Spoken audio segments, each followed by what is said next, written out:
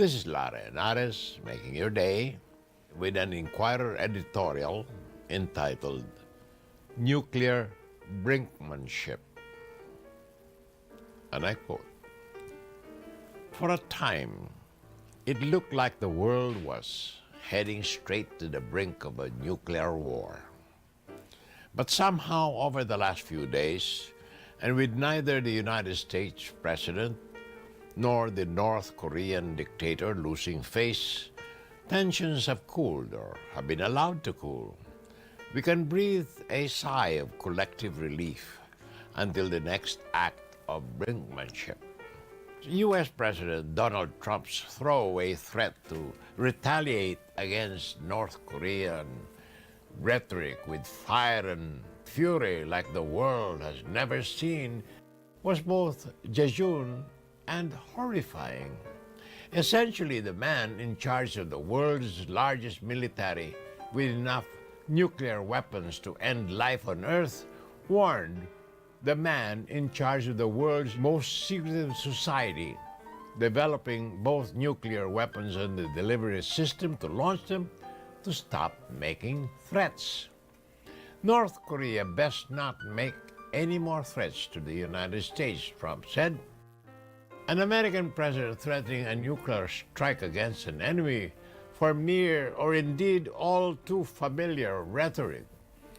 This was something new, and it spooked many capitals around the world. Trump had spoken without notes, without any preparation, without the message discipline required when speaking of the possible use of nuclear weapons. An American senator who served in the military, endured years as a prisoner of war, and retains a generally hawkish views on the use of American military power, voiced concern about Trump's language. "I take exception," he said, "to the president's comments because you've got to be sure you can do what you say you're doing," said Senator John McCain. "The great leaders I have seen don't threaten unless they're ready to act, and I'm not sure President Trump is ready to act." Shortly after Trump's fire and fury comment, Kim Jong-un's regime responded by saying it was preparing to target the U.S. territory of Guam. Whether Pyongyang does have the capability to reach Guam with a nuclear-armed missile is still a matter of conjecture, but it is becoming clearer that under a ruthless dictatorship determined to go nuclear at all costs, North Korea has effectively neutered all attempts to include it in a nuclear non-proliferation government. More about this after these messages. This is Henares making your day with an Inquirer editorial entitled Nuclear Brinkmanship. And we continue to quote, "But in the last few days, the following took place.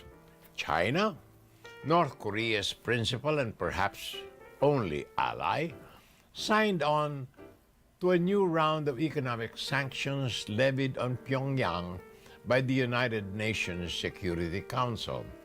It also put out the word that if North Korea made the mistake of striking the United States first, Beijing would stay neutral, essentially a declaration of a future withdrawal of support.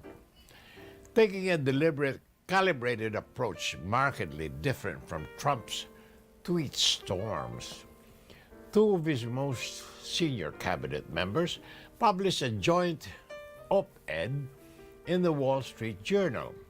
While holding Kim to account, Secretaries of State Rex Tillerson and Secretary of Defense James Mattis gave public assurances that Washington was not interested in ousting him. On Tuesday, August the 15th, the Korean Central News Agency ran an unusual story.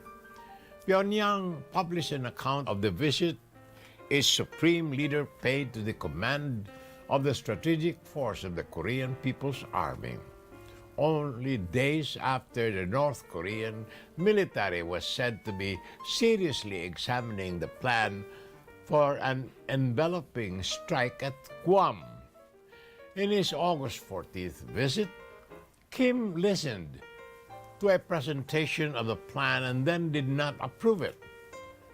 The KCNA story reported Kim said that the United States imperialists caught the noose around their neck due to their reckless military confrontation racket, adding that he would watch a little more the foolish and stupid conduct of the Yankees spending a hard time of every minute of their miserable lot.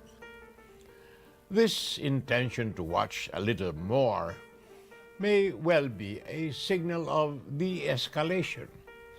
As the analyst Ankit Panda noted, the KCNA story also included the phrase to diffuse the tensions and prevent the dangerous military conflict on the Korean Peninsula, which can be taken to mean a readiness to open the door to new negotiations.